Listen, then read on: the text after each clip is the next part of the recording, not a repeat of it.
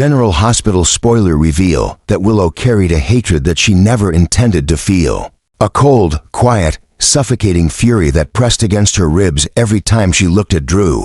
Because somewhere between the lies, the guilt, and the violence they both tried to bury, she realized that the man once presented to the world as a hero had begun to twist into something darker, something calculating, something that fed on the weaknesses of others, particularly hers. This hatred did not erupt in a single moment, but built itself over countless nights, where she replayed the sound of the gunshot, the blur of adrenaline, the certainty that she had crossed a line she could never come back from. And now it pulsed in her veins with the force of a truth she no longer had the strength to ignore. What made it worse was the terrifying clarity that Drew was not just aware of her guilt, but actively nurturing it, weaponizing it, turning it into a chain around her neck that tightened every time she tried to move away from him. Because this was the new adjustment in his personality, the new eruption of control, the new transformation no one around them understood, and the one that Willow herself could barely process. Every step she took away from him seemed to provoke another shift, another dangerous reaction, another sign that Drew was unraveling in ways far more frightening than anyone else realized. And these adjustments, layered one after another, proved just how unstable he had become. Drew's explosion was not loud or public. It simmered beneath the surface, vibrating like a fault line ready to split the entire foundation of their lives. And Willow felt the tension rising as if she were standing alone in front of an oncoming storm. His new behavior revealed a man who believed he had been wronged, betrayed, diminished, and he clung to the conviction that the one who hurt him now owed him something: loyalty, devotion, submission, anything that would soothe his ego and reestablish the dominance he believed the world had stolen from him. Instead of healing, he fed on resentment, and instead of letting go, he clung tighter, until Willow felt as though every breath she took was under his surveillance. The truth that she was the one who shot him became his leverage, the secret he held like a blade pressed just lightly enough to remind her she could bleed at any moment. It was this manipulative recalibration, this dark adjustment, that made Willow's hatred grow even more ferocious. Because she saw that Drew was not simply trying to protect himself, he was reshaping their entire relationship around her guilt, twisting it into a weapon that bound her to him. She could feel it in the way he looked at her, not with affection, not with forgiveness, but with the satisfaction of someone who believed he had finally discovered the perfect form of control. He did not need threats, not directly. He only needed to remind her of the truth she hid, of the life she could lose, of the children she could be taken from. And suddenly the walls began to close in on her. Willow hated him for that, hated the way he smirked in the shadows of their marriage, hated the confidence that radiated from him when he spoke about their future, as if she had no choice but to follow the blueprint he carved out for them. His new eruption, this shift in power, this surge of control, was a transformation that spread through each moment like poison, proving again and again that Drew was adjusting himself into a version of a man who didn't negotiate, didn't compromise, didn't let go. He used her fear the way others used affection, and he used her guilt the way others used promises, turning every moment into a reminder that she belonged to him whether she wanted to or not. Willow felt herself tightening inside, every emotion, every instinct screaming to escape, to run, to tell someone. But she was trapped between the truth she carried and the monster Drew was becoming. A man who believed her secret gave him the right to shape her fate. This new adjustment, the psychological shift, showed that Drew's desire for control had become an obsession, and Willow could feel that obsession sharpening with each passing day. Her hatred only intensified, not just because of what she had done, but because of what he was doing now, because he was enjoying the power she accidentally handed him. He twisted everything to make her feel indebted. He framed every interaction as though she owed him loyalty because he spared her, because he had not yet destroyed her, because he had chosen to let her remain by his side. It was suffocating, humiliating, terrifying, and deeply manipulative. And Willow realized that the man she once believed she could trust had transformed into someone capable of psychological torture cloaked in quiet smiles and soft words. This adjustment was proof of how far he had fallen, proof of just how dangerous he had become. and the silent explosion inside him was only growing. Drew's determination to keep her came from a place of wounded pride and festering betrayal, and he fully intended to use her secret to anchor her to him, to force her to continue their relationship under the illusion of choice. He wanted her to feel that their love story was not something she could walk away from, not something she could erase, not something she could decide was over. And every time he implied that her future depended on his silence, Willow felt a wave of nausea rise in her throat, because she knew that one wrong move could destroy her life, her family, and everything she fought to protect. She hated him more every day, hated the way he watched her sleep, hated the way he hovered in their home, hated the way he pretended to be the victim when she could feel his darkness swelling like a tide, preparing to drown her. Her hatred became the only thing that kept her steady, the only anchor she had left, because he had taken everything else: her freedom, her choices, her sense of safety. This hatred became a living thing, growing from the cracks Drew kept widening with his manipulation, a force that pushed her to stay alert, to stay alive, to search for any possible escape, even if it meant destroying the man who already believed he owned her. And all the while, Drew continued adjusting, shifting, transforming into a man who believed revenge and love were interchangeable. A man who believed that as long as he held her secret, he held her heart, her future, and her freedom. Willow could feel it every time he touched her shoulder, every time he whispered about their future, every time he reminded her subtly, purposefully of the bullet that tore into his body and the truth that could tear her life apart.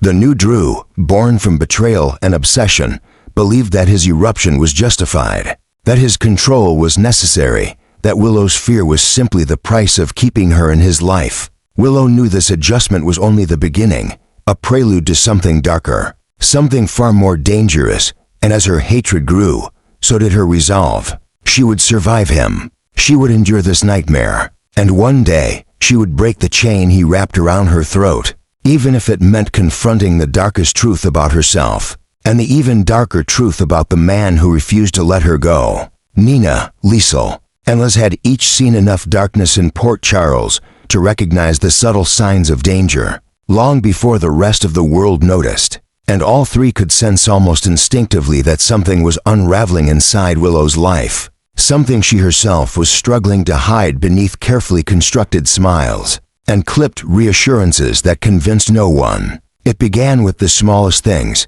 the way Willow's hands clasped together too tightly during casual conversations, the way her gaze darted to the nearest doorway whenever someone mentioned Drew's name, the slight tremor in her voice when she insisted she was fine, a tremor that carried the weight of someone trying to hold her entire world together. With shaking fingers, Nina saw it first, because she always watched Willow with the fierce, protective intensity of a mother who feared losing her child again, not to death, not to illness, but to something far more insidious, the gradual erosion of self. That came from being trapped in the orbit of a man who believed love and possession were the same thing. Liesel felt it in her bones, in that instinct sharpened by years of surviving monsters who hid behind masks of charm and reason. Liz sensed it, too, in the quiet spaces between Willow's sentences, in the guarded pauses, in the flickers of fear that existed only for a heartbeat, but told the whole story.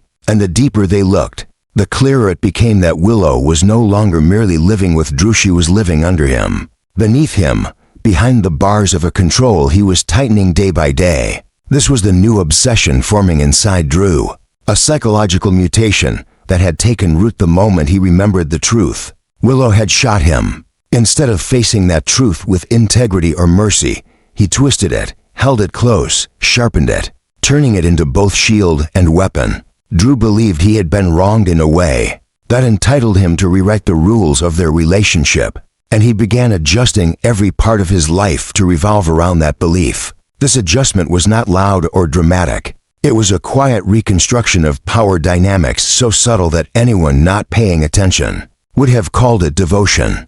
But Nina, Liesel, and Liz were paying attention. They watched as Drew's presence around Willow grew heavier, as if he were occupying the air she breathed, the rooms she walked through, the decisions she tried to make. They noticed the way he hovered whenever Willow attempted to speak to someone alone, The way he inserted himself into conversations she never invited him into. The way he shadowed her movements with an unsettling sense of ownership.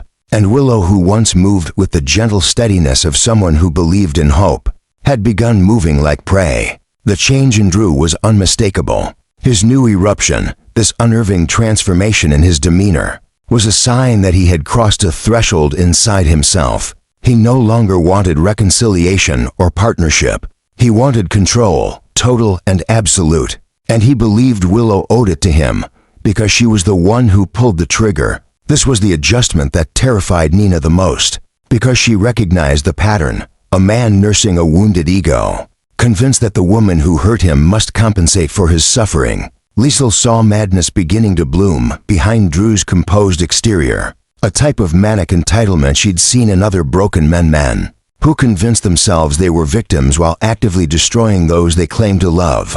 Liz noticed the anger tightening around Drew's actions, an anger he disguised as concern but failed to hide from a trained nurse, who had seen too many battered women walk through hospital doors with stories they were too afraid to tell. And for Willow, the danger was becoming undeniable. Drew had started using the truth, the bullet, the memory, the entire shattered moment as leverage, reminding her in small, calculated ways that her freedom was tied to his silence. He framed it as forgiveness, but Willow could feel the threat humming beneath every sentence, every touch, every insinuation. It was psychological imprisonment disguised as marital loyalty. Nina, Liesl, and Liz knew that if they didn't intervene, Willow would sink deeper into the quicksand Drew had created, her sense of agency dissolving until she believed escape was impossible. And yet, helping her meant provoking Drew's obsession, cracking the facade he had carefully built, exposing the fury simmering behind his polite expressions. Drew was changing in unpredictable, volatile ways. His obsession grew stronger each time Willow tried to pull away. Each time she confided in someone else. Each time she dared hope for a life that didn't involve being chained to the man who believed her guilt bound her to him forever. His control became a nightmare woven into her daily routines, the way he studied her reactions, the way he timed his presence, the way he kept reminding her that without him, everything could crumble. Willow was terrified not of exposure, not of prosecution, but of the man Drew was becoming. Because he had shifted from a man who wanted love to a man who wanted ownership. Nina feared that if they pushed too hard, Drew would snap in a way that couldn't be contained. Liesl worried that his growing paranoia would turn violent. Liz worried that Willow's increasing isolation would make her vulnerable to psychological collapse. And yet all three knew that doing nothing was far more dangerous.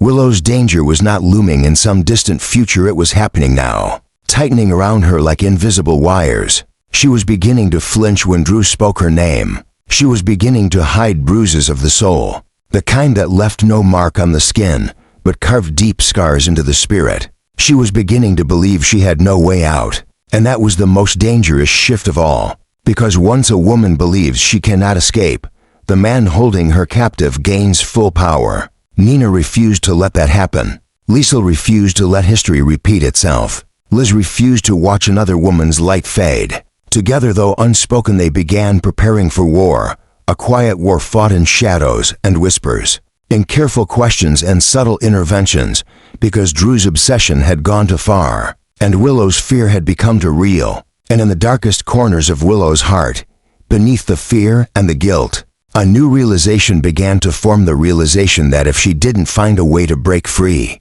Drew's new darkness would swallow her whole. The threat was no longer theoretical. The danger was no longer distant.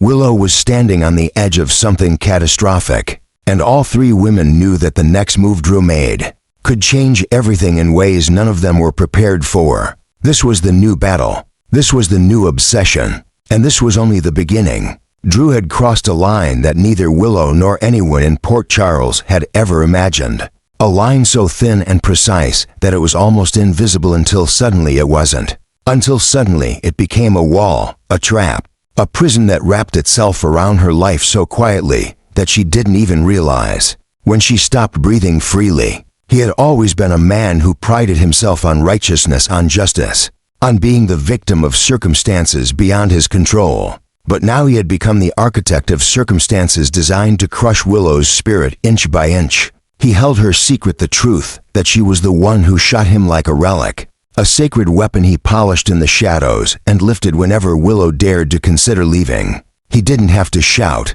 He didn't have to touch her. He didn't have to lift a hand. Torture didn't need bruises. It only needed silence, pressure, and the constant reminder that one confession could destroy her entire world. Behind closed doors, Drew's cruelty took on a chilling elegance. He would stand too close, his presence a constant reminder of the life she owed him. He would speak softly, almost lovingly, about promises and futures and responsibilities.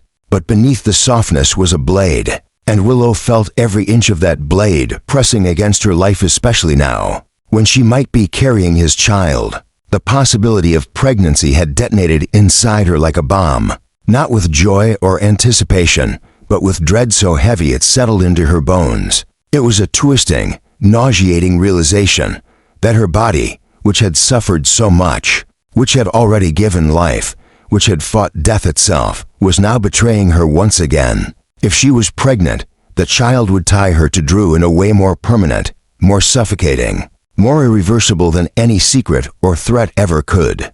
Drew sensed it before she said a word. He noticed the way she avoided him more carefully, the way her hand drifted unconsciously toward her stomach, the way her eyes flickered when he mentioned the future. And that was when his obsession deepened, solidified, expanded with terrifying clarity. This was the adjustment he had been waiting for, the new shift blooming inside him. Like a dark flower, a pregnancy meant Willow could never leave. A pregnancy meant his power was absolute. A pregnancy meant she was trapped not just by fear, but by biology, responsibility, and the illusion of family he was already molding in his mind. He imagined a perfect picture, Willow obedient, dependent, tethered to him through a child she could never abandon. And he reveled in that picture as if it were the cure to every insecurity he carried. For Willow, the fear became a living entity, a shadow that followed her from room to room, from morning to night. She couldn't sleep without waking in panic. She couldn't eat without feeling sick. She couldn't think without imagining Drew's reaction if he confirmed the truth. She knew he would twist it, use it, weaponize it. He would smile with that cold, victorious calm and tell her that fate had chosen this path for them. He would claim it was destiny, that it was proof they were meant to stay together, that it was the universe correcting the mistakes she made. And Willow would have no way out because what would people think? If she tried to leave the father of her unborn child? How would she protect Wiley and Amelia if Drew threatened to expose everything? How would she protect this new life inside her when she could barely protect herself? And worst of all, how could she tell anyone? The thought of confiding in Nina, Liz, or Liesl felt impossible. She imagined their horrified expressions, their desperate attempts to help her escape, and the war that would erupt between them and Drew. Because Drew would not let her go. He would not release his grip. He would fight, manipulate, threaten, and destroy to keep control. Willow could already feel him spiraling inward, tightening around her like a serpent preparing for the final coil. The slightest resistance from her made him sharper, quicker, more cunning. He monitored everything, her schedule, her texts, her tone of voice. Even her silences were not safe.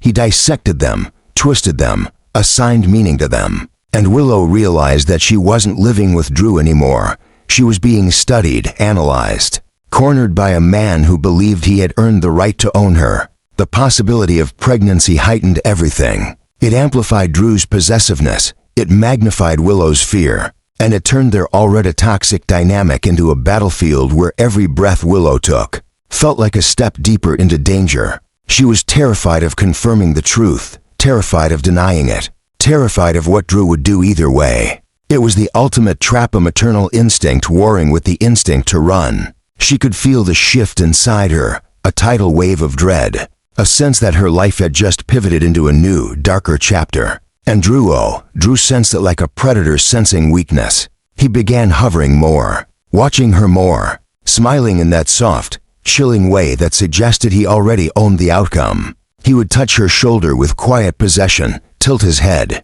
study her face as if waiting for her to break. And each moment felt like another confirmation that if she did not find a way out now, she might never find a way out again. This was the new shock, the new twist, the newest adjustment in their story, a turning point that threatened to consume Willow entirely. She wasn't just trapped by what she had done. She was trapped by what might be growing inside her, trapped by Drew's tightening obsession, trapped by a future she never asked for and couldn't outrun. Every day became a countdown not to a revelation, but to a collapse. And somewhere deep inside her, a voice whispered the truth she didn't want to admit.